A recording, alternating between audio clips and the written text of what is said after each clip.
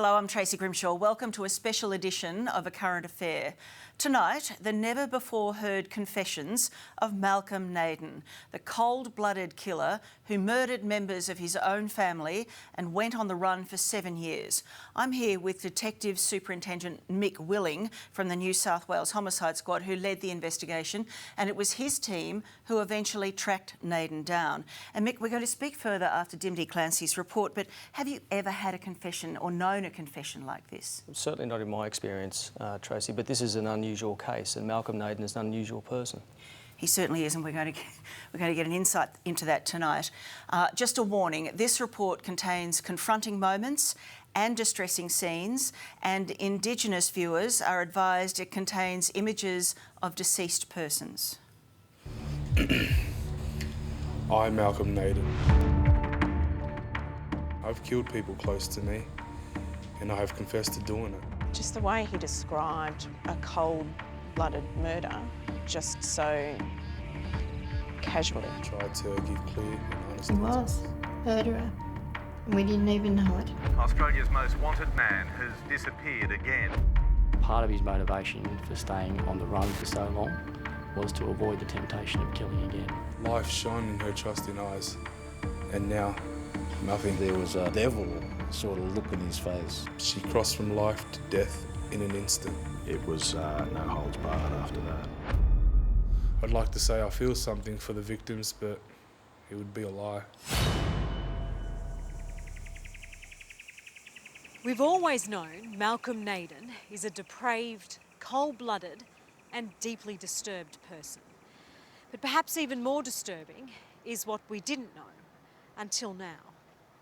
Naden has an intelligence that will shock you. He's eloquent, thoughtful, with a sound understanding of his own twisted mind.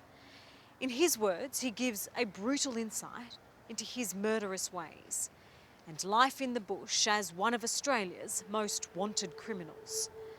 In his own confession, Malcolm Naden leaves nothing to the imagination. Letitia Nolan, Christy Scholes. Two young women living in the New South Wales Central West town of Dubbo, on the banks of the Macquarie River. Young girls that were starting life with their families, and they wanted to be there for their kids when they grew up. Margaret Walker is Letitia's aunt. She watched the girls grow up together and grow up with their killer too.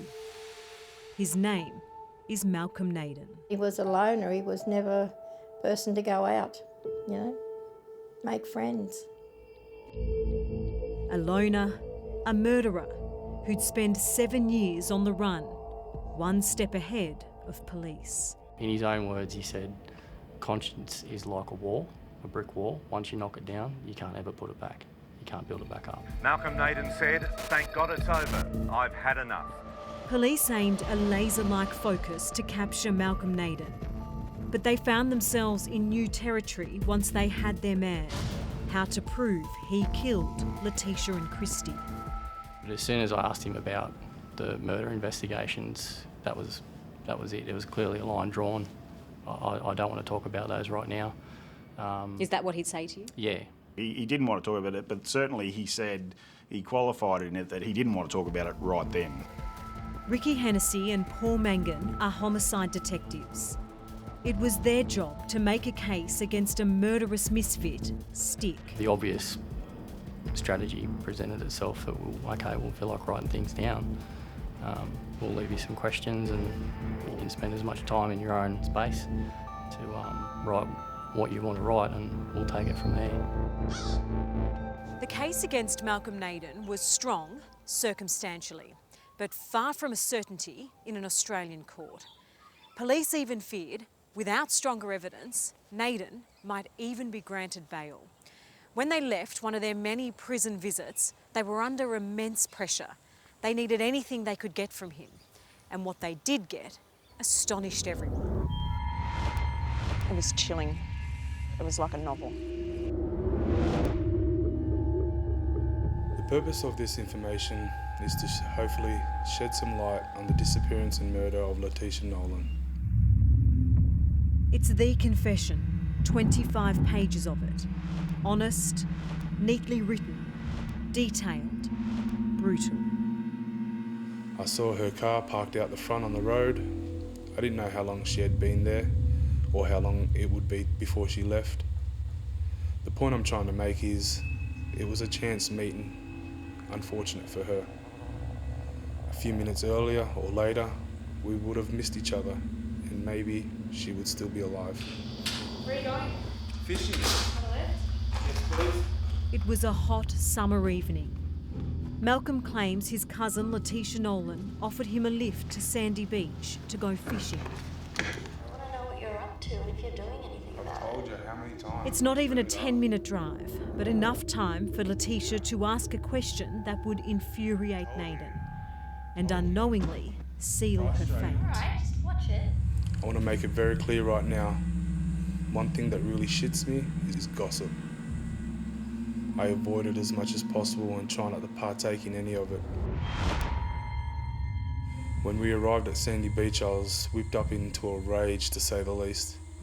But looking from the outside at me, you would never have known. I'm not someone who shows visible emotion. Pull him over. I'm more likely to keep things inside, as I did on this occasion. Poor Letitia didn't even see it coming. She didn't even know death was travelling with us and that it would take her that night. I still can't believe it. Letitia stopped to let me out. I reached around and grabbed Letitia by the throat with the purpose to strangle her. Letitia never screamed for help. She never pleaded for mercy. Her almighty struggle for life lasted only moments before she died in her cousin's arms. I sat in the back briefly, just looking at her. She was so peaceful, so quiet, so empty. I've never seen a body so relaxed, not even in sleep. She crossed from life to death in an instant. She was just gone. I wanted her to say something, to speak again, maybe even just a movement, but death makes no sound. It has no movements, it's final. A lot of this you'd think is fantasy, is a novel. Yeah, he's like he wrote a story. Yeah, and a horror story. Aunt Marg heard and witnessed the moment Naden drove off with her niece. She has no doubt Malcolm killed Letitia, but doesn't believe his story about their chance meeting. It says here at this point that Letitia offers him a lift. No, Why don't you believe it? because she didn't like him and she wouldn't have never have put him in the car with her. Yeah, you would never give him a lift. Whatever the truth, Malcolm had become the creature deep down he always knew he'd been. Having spent years reflecting on the night he became a killer, Naden references the Bible, Adam and Eve, original sin. The awakening they must have felt, the knowledge they had just gained, I knew exactly how they must have felt in that moment. Something changes in you. Something breaks or is switched off or on. Something happens. You may think killing is killing, but it's not. I'm sure it affects people differently, both the killer and the killed. From the Bible to Hollywood, and this speech from Clint Eastwood from the movie Unforgiven. It's a hell of a thing, killing a man. You take away all he's got and all he's ever gonna have. Note to reader, if you can, avoid violence, especially killing. You'll never be the same again. Naden has committed his first murder. Now he needs to dispose of Letitia Nolan's body. He puts her in the passenger seat and drives further up the road to Butler's Falls. In perhaps a fleeting moment of remorse, he shifts Letitia into a more comfortable position. Even though Letitia was dead, thanks to me, and the dead feel nothing, know nothing. Seeing her like she was, I just couldn't leave her like that. Malcolm Naden was right. Letitia could feel nothing, not even the small comforts offered to her by her cousin, her killer. Just when you thought Naden might be capable of feeling something himself. What he does next is so horrifying, the details have been suppressed by the courts. It happened right here, at night.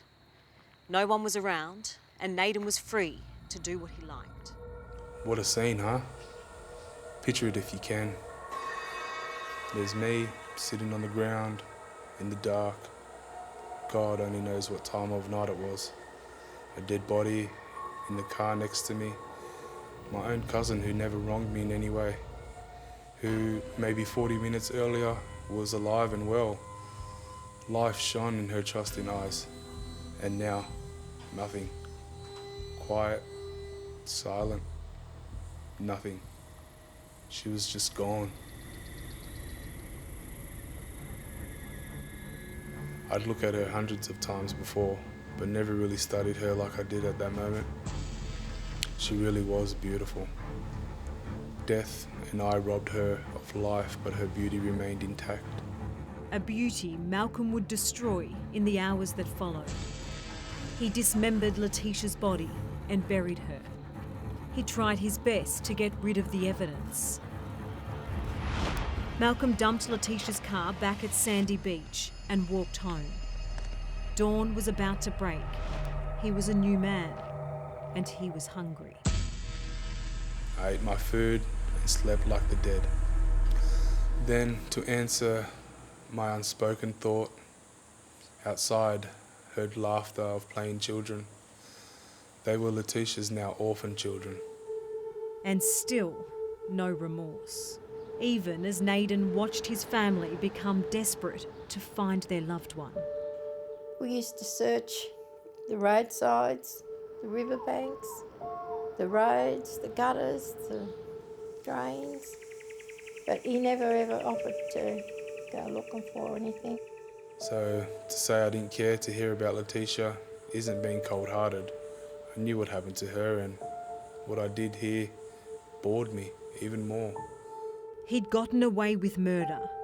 6 months later, he was ready to kill again. This time, he'd make sure people knew who he was. Naden would strangle, rape and murder Christy Scholes, his cousin's girlfriend. This inhumane act I did without thought or feeling. I clothed her like she was a life-size doll and then placed her body amongst pillows and blankets to make her comfortable. The way that she laughed, she had a beautiful laugh.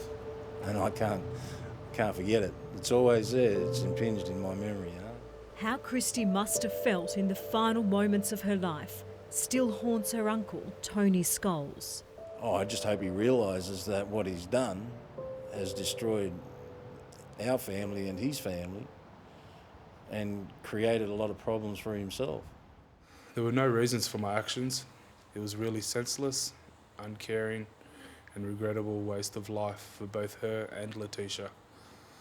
I'd like to say I feel something for the victims, but it would be a lie. How could you not feel anything after you did that to somebody? Dubbo detective Sue Ellen Scott was the first police officer called to the scene. She found Christy's body in Malcolm's bedroom. Well, prior to then, we didn't know anything about Malcolm Naden, so and we actually didn't even in fact know that he was living there. So absolutely, that's when a search and investigations into this person who was Malcolm Naden commenced. And so began the manhunt for Malcolm Naden. From the Dubbo Zoo to the town's local golf club, Malcolm knew he had to flee his hometown. His dogged determination not to be caught would see him travel more than 300 kilometres on foot, at all times keeping authorities guessing his next move.